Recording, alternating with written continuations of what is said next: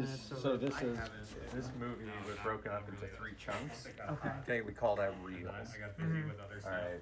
So back in the day of film, an actual film reel was like 20 to 25 minutes. And so what they would do is to say, here is 20 minutes of the movie. And so you'd go work on that, cut editing and everything. And then they would hand you reel 2. And then at some point, after it's help when you're saying like, okay, reel 1 editorial is all done. Okay, let's bring that into the mix session. Editing can still work on reel 2 while we're mixing reel 1. I was wondering why it hit the 3-hour mark whenever he jumped in. Right. So but you whenever guys you are look starting at, it at each hour. and whenever right. So anytime you see time code on a film, you should be able to see what the time code is and look at the hour and know what reel it is. Gotcha. Okay. So the higher that one number is, like we got to see once it was a work picture for Endgame, and it started at hour 9. Oh. Which meant it was the 9th reel, which means, and you know, Endgame's long. That's a long movie, yeah. So it was like, oh wow, but that's how we designate what reel you're in. But yeah, it just helps us with the editing process. You can just get everything, you know, hey, here's reel 1 all done, here's reel 2 all done, and we can get then mixing on those, working on things separately. We do have an assembly session where we take all of these elements and then we turn it into one long 90-minute movie. At like the very end. So Avid had a little fun with it.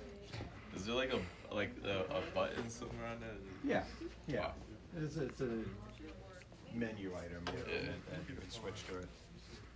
And then you got the rec stuff.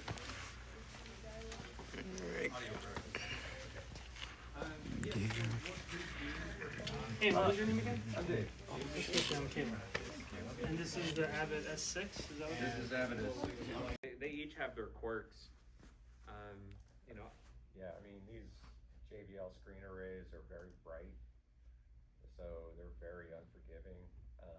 So if you don't have your stuff, you know, like so many people they bring something and they say, yeah, I mixed this, and they play it on this, and they're like, oh my God, I thought the dialogue sounded good, now it sounds like crap. It's like you really got to work hard, but when you play it on other speakers, it will sound a lot better because you work so hard to get it to sound right on these. You do not. Some people have come in here and be like, hey, can I track my band in here? No. These speakers would sound horrible with you doing your, you know, Darren comes over from the temple all the time and he's just like, man, this room sounds so different. So that's the one thing, is that it's very bright and unforgiving, these speakers. They can really cause a lot of ear fatigue as well if you work too long on them. yeah. We have a monitor controller that allows us to just switch between the big speakers, the near fields, the stereos. And we even have a button in our office. There's a couch and a TV with like a $200 sound bar in it, and we can even send the mix to that and take mix notes in there. Just like, you know, that's kind of the final step, is like, you know, if your mom was to watch this movie at home, how is she hearing it? Probably something like that. So we can kind of funnel it down all the way and kind of make some tweaks based on that. The console is an Avid S6. It's actually 2 consoles. The workflow we do here is what's called a 2-op mix, where one of us is mixing dialogue and music and the other is mixing sound effects kind of at the same time. And it's 2 computers with 2 different Pro Tools sessions with 2 different consoles, and everything's all just synced together, so that when we hit play, everything plays simultaneously. You both have to hit play at the exact same time. Maybe way back in the day before they figured this stuff out, that's probably how they did it. But you know, we have technology. Yeah. There's a protocol called satellite mode in Pro Tools in your peripherals. If you've ever went searching around inside there, and satellite mode allows you to link 12 different Ethernet devices up. And so once you have all those linked up, you just hit play. Every machine will start at the exact same time. So very helpful. Yeah, if you're recording arts, you'll see that in more detail when we do that lab. Yeah. Now, do y'all just do,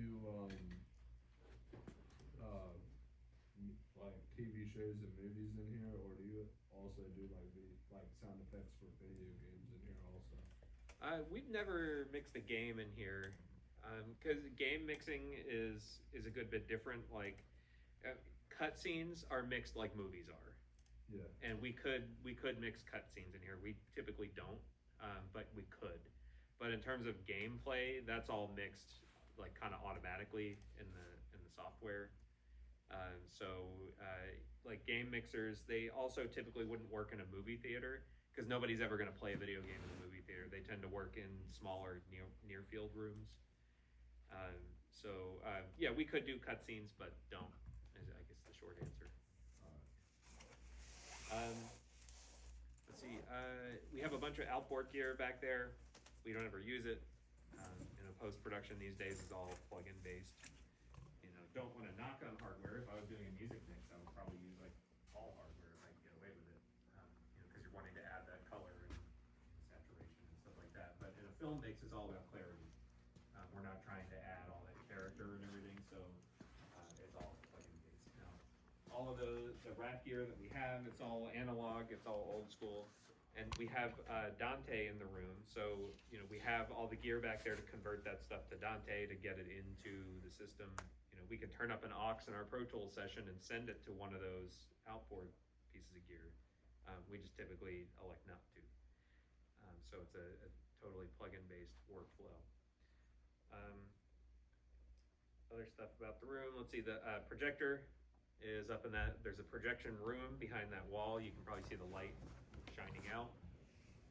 So that projector shoots 60 feet to the screen. It's just an HD projector. It's not a 4K or anything like that. It's kind of a dinky projector, but it gets the job done for now. But when you upgrade to Atmos, part of that spec is the projection all has to be like 4K HDR laser projection. So hopefully if we do that upgrade, the projector comes with it. Did you have a question? How many interns do y'all usually take? We can take up to 4 at any given time. Do you work on your own? Like, you work on the movie by yourself, or is it like a? Yeah, you're all 4? you're assigned. Each intern is assigned their own project, but they all help each other. Like for example, like when we record Foley, you can't do that alone. So the interns will all have to help each other with their Foley sessions and stuff like that. But you would be working at a station just like Ariel's doing. You have your own station. These are all hooked up to our servers.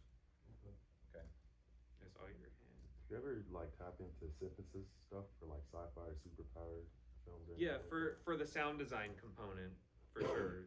Like this room is primarily for mixing. So we're usually editing either like at home or on a laptop or something like that. Okay. Yeah, but for designing sounds, yeah, totally. That's a major part of it for certain genres. If you want to be a sound designer, I think you need to be really up to speed on all those terminology and stuff like that. Yeah. Where are you recording Foley in here? We have a little Foley room over in the Mix Palace. Oh, okay. Yeah, so it's like if you go in the Mix Palace and you take the left hallway, all the way in the back corner, there's a Foley like tracking room and a control room, are the last 2 rooms on that hallway. For the score, and mixing with every sound in the movie or the TV show, do you mix it like would you mix like as one big file that has already been mixed, like the score into the sound of the film? Yeah, so that's an interesting question because it's literally different on every project and it really depends on the composer. Like especially in low budget indie workflows, they're not really paying the composer much of anything. So they're gonna deliver what they're gonna deliver. And like sometimes we literally get like a mastered stereo mix that's like one file that just covers the whole movie. And they're like, this is the mix, you will take this and you will like it. That doesn't really work for us, but sometimes that's what we get. Other times it might be a stereo master, but at least they broke it out into like all the different cues. So there might be like 60 pieces of music on the timeline and they're all split out. What we really like is to at least get a handful of stems. You know, at the very least, like section stems, you know, like brass section, woodwinds, percussion, and then everything else. Maybe like 4 stems would be kind of ideal, at least, for us. You know, because the problem we have is like, it's definitely stuff like percussion really starts to interfere with the sound effects, and we'd like to have that on a separate stem so we can kind of like blend it with the sound effects better. Whereas if we just get like a stereo master, we're just kind of stuck with what they gave us. And in fact, we're gonna watch some scenes from a movie. We might watch this scene where this movie had a composer, but they also used a lot of like really crappy stock music for some reason. So there's this like car chase scene that happens, and they just have this like stock, really crappy metal song. And of course, we didn't get stems for that because they just bought it off a website. So it's just like a fully like, you know, slammed brick wall mastered metal mix, you know, that is like high, low, and mid in equal amounts. It's really, really hard to mix that, you know, because it's just taking up the entire frequency spectrum, and it's super loud and compressed, you know, whereas the rest of our mix has a lot of dynamic range. You know, when we get something like that, it's really hard to squeeze it in. So if we watch that scene, you'll kind of hear that. It's definitely a struggle. And it's always that we have to explain it to the director, you know, well, the reason why we're having a problem with this is, so you have to like give them the whole breakdown, then they don't understand anything you're saying. Well, can't you just put it in there? It sounds great when I listen to it and stuff. You have to go through the whole process. And, you know, it's one of those things where a lot of the people that we work with, we just assume they know nothing about the industry. Whether it's a director, it's the video editor sending us the picture. There's a lot of times where we get sent the picture from the video editor, and then we have to tell them exactly how to export it because they have no clue how to export it. And then they'll tell you like, oh, I just graduated from UCF. Okay, well, that explains it, you know.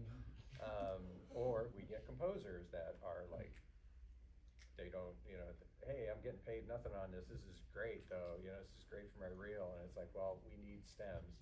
What are stems?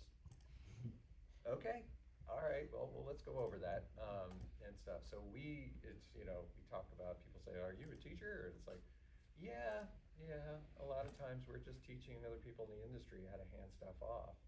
You know, how do you send me something? We've made like sheets up to give to video editors, like, here's how you export stuff so audio can actually start working. Oh, wow, this is really cool. Can I keep this? Yeah, please. And stuff. And the same thing with composers. You know, because I mean, you'll talk to like Hollywood, like in Hollywood sometimes when they do the mix, they might have a person who's only mixing the music, and they will get like the entire like laid out like 32 tracks and everything, and they're mixing like everything in, putting stuff all around the room and stuff, and that's great, you know, when you got Hans Zimmer sending you stuff, but, you know, or Danny Elfman.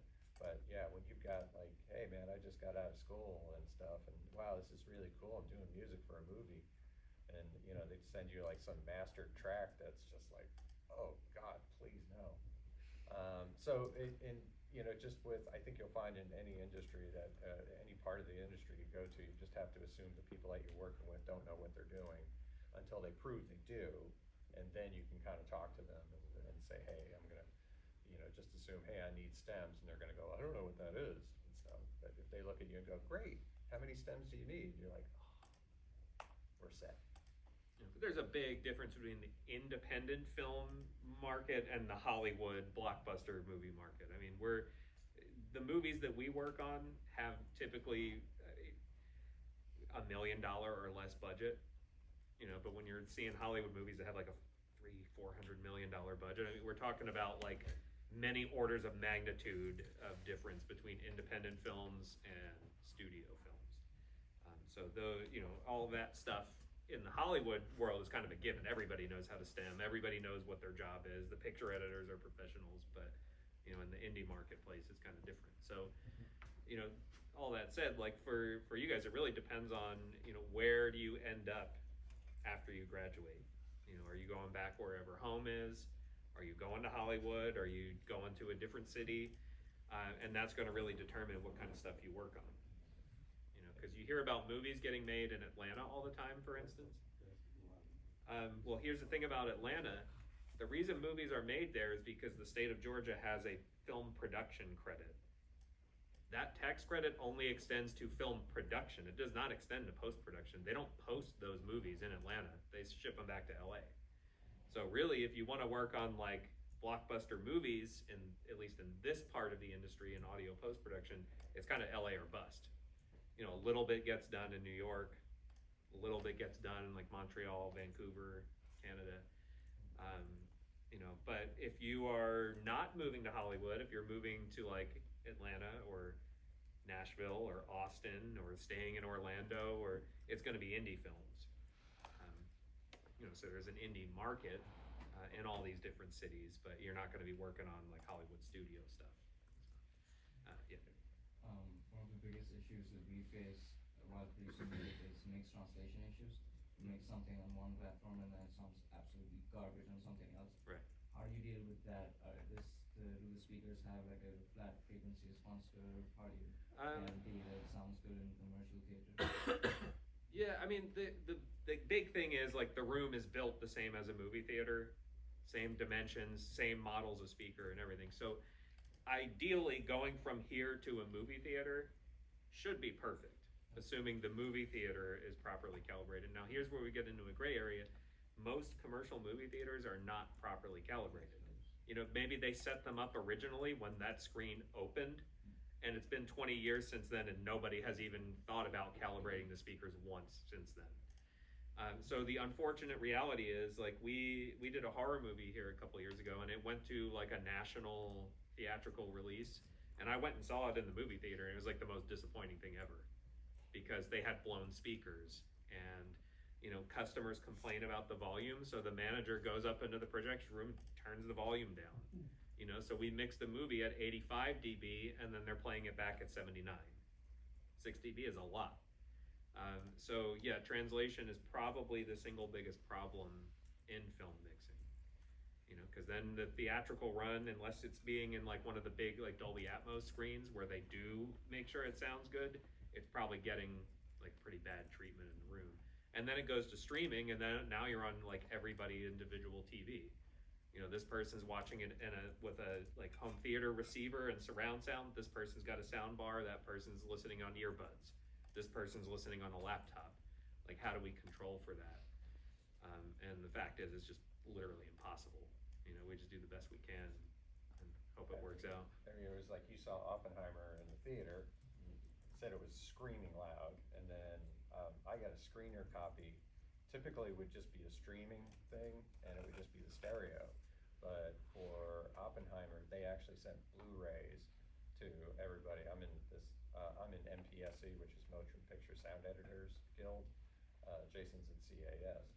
And so they actually sent me like the full-on Blu-ray, so I could like sit and watch it at home. And my 5.1 setup at home is nothing special at all, but at least I could sit and listen to it at a volume that I thought was nice, that I could sit and listen to it and it wasn't bad, whereas Jason saw it in the theater and it was screaming loud. So objectively too loud. Like, I stuck my fingers in my ears because I was going to get hearing damage, but yeah. So, indie films are more, I don't want to say easier, but No, in many ways they're harder. yeah.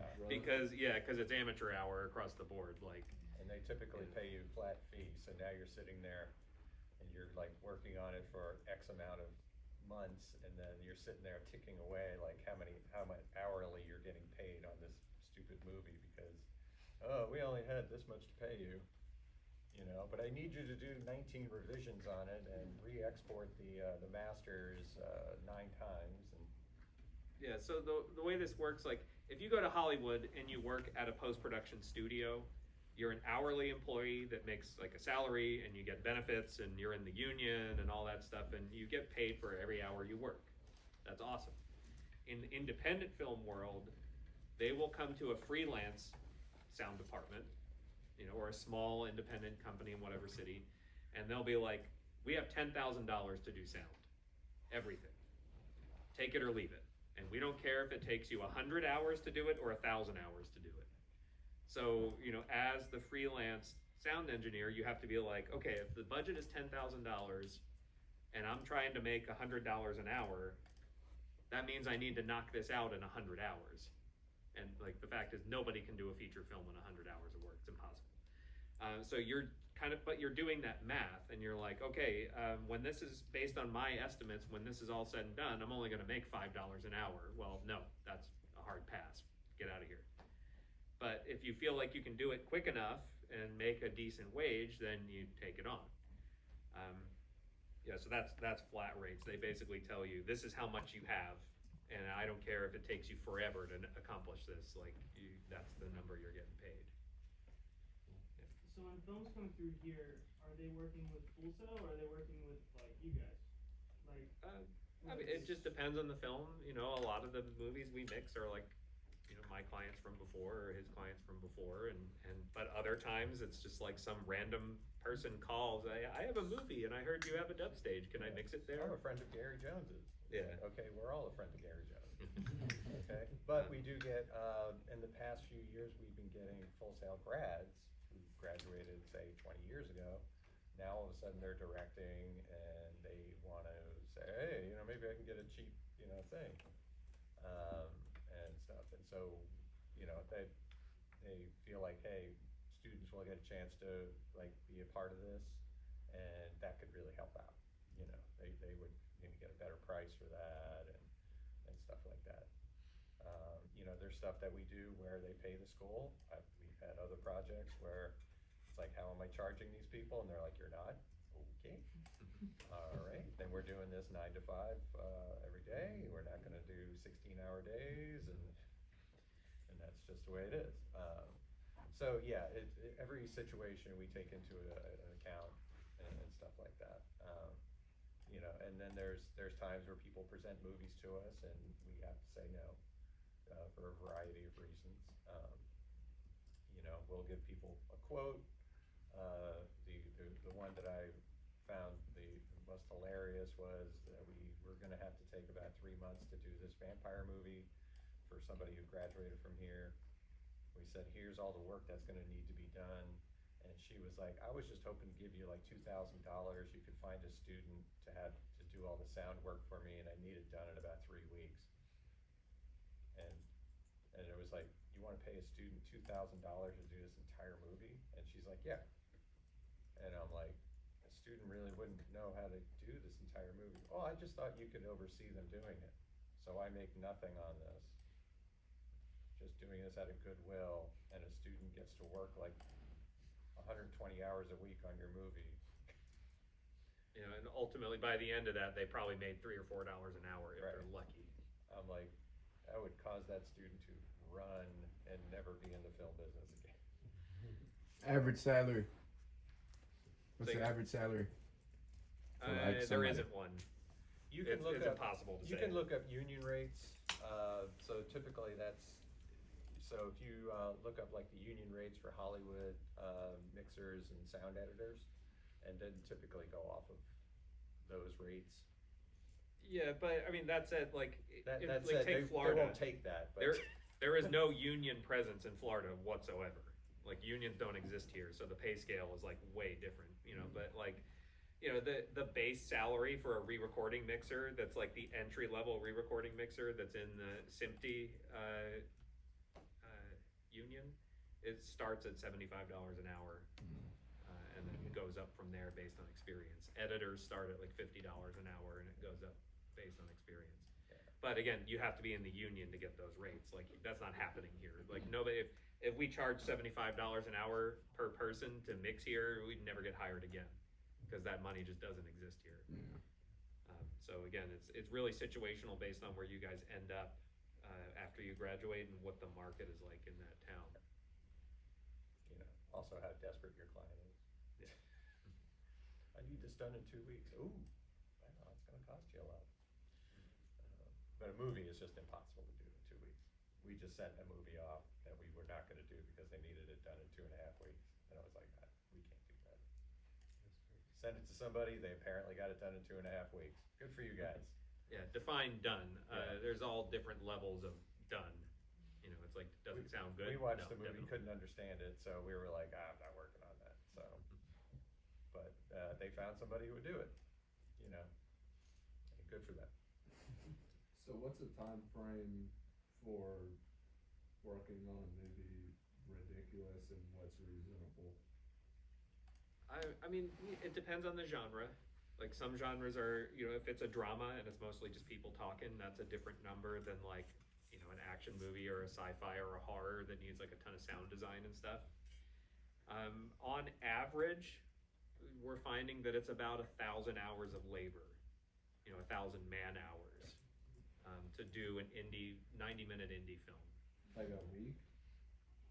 Like 1,000 total hours. Totally. You know, so then you divide that up by how many people are working on it, and you know how many weeks does it take each of them to do. You know, so that's just like rough ballpark math. You know, on like blockbuster movies, they spend many more times that amount working on the films. You Like know, Marvel gets like an insane amount of time to do stuff. To the point where like we had Gary Rizzo, who works with Chris Nolan, and we had Juan Peralta, who works on Marvel movies, and Rizzo was teasing Peralta for all the time he had to mix Endgame. He was like, "What? You just to do the sound effects pre-dub? What'd you get, like 3 months?" He was like, "Yeah."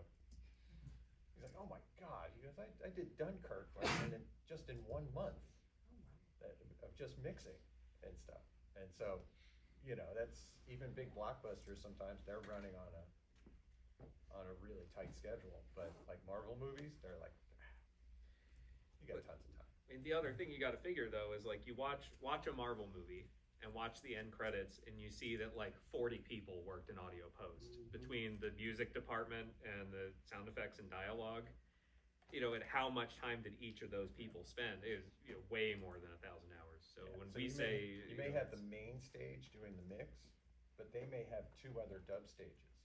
Like somebody's working on reel 1 over here, reel 2, and then you're in here with the client like mixing reel 3, and then they're like, oh, now we're gonna go back to and stuff. And so, because I've talked to Hollywood mixers, it was like, oh yeah, I was a mixer on that movie. It's like, really? I didn't see your name. Oh no, I was an additional mixer.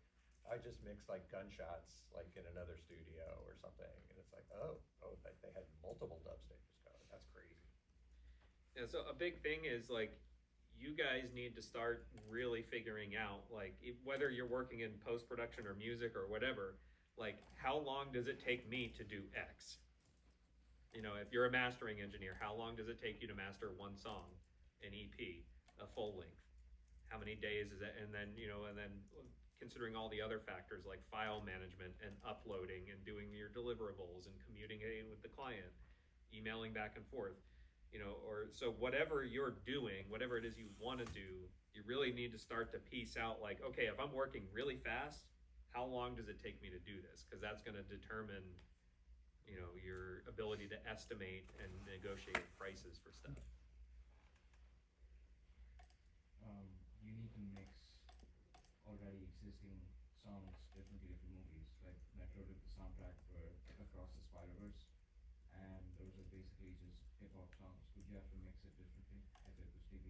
I mean, if it depends, in a situation like that, they probably negotiated to maybe get like a multi-track or something to make it work better in a film mix, but that's not a given. You know, it depends on the licensing, like how did they license that music and what are the stipulations of that. And it could be that maybe it is just the stereo master and they have to just make it work. Now, usually though, that's a little bit easier because if they're licensing music, like pre-existing music, that's usually a featured element. Like, and if they spent all that money to license that music, the sound effects are either not there at all or they're like very subdued in comparison. So that tends to be a little bit easier to work with if it's like a known artist and it's a featured piece. You know, something like, I haven't seen F1 yet, but apparently like Led Zeppelin's like, you know, played at different parts of it. And yeah, they spent a lot of money for that and they've featured it, which makes it a little bit easier to deal with. What about storage? Same question. Oh, Oh, same question. yeah, Thank you. you go ahead, Bryce. I was gonna ask, how many projects do y'all really work with at one time?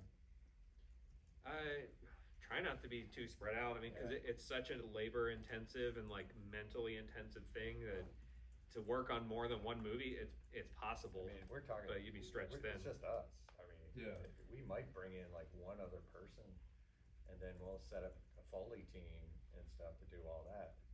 That's it. Whereas on like, I worked on, TV shows that had like way more people for a 30-minute long thing. Whereas here we are doing a 90-minute movie, we've got to do everything, design, all this production audio, we got to get all the ADR recorded, like could be grouped in tons of stuff and stuff. So we can't really overlap our movies.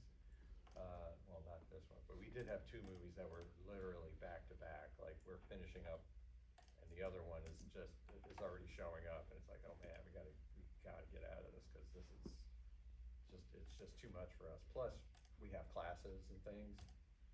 So that's part of our deal is like, if you want to work with us, sometimes we aren't working. Like Wednesdays, we have classes in here all day and stuff. So it's kind of like, well, I can't work on Wednesdays, or we can edit in the office, but we can't mix. So, or we got to do scheduling things. It's not where we can just clear the decks and nobody can come in the room for weeks on end. How do you? Imagine if you're the owner of a independent post-production facility and you've got 10 employees, you might be able to juggle 2 or 3 between all those people, but it would be difficult. You'd be mapping out and scheduling rooms around the clock and stuff like that to make it happen. So yeah, it just depends on the size and scope of your facility, really. I think you had a question. Yeah, I was gonna say, outside of our post-production labs, how can we come in and help you guys if we just wanna get such a small list? We keep an email list for like volunteers that wanna do other stuff. It's primarily Foley sessions. So if you have any interest in recording or performing, for Foley stuff. So what we'll do is, when we wrap up here, we'll put some contact info out, and if anybody wants to get on the volunteer list. And if you are interested in volunteering, the sooner the better, because we want to start to build you up some credits. Because this is just what I think, and I'm a 2-time Full Sail grad myself. Like if you only go to the assigned classes and labs and only do the assignments that are assigned to you, you've kind of like completely missed the point of going to school here. Because it's really these other outside opportunities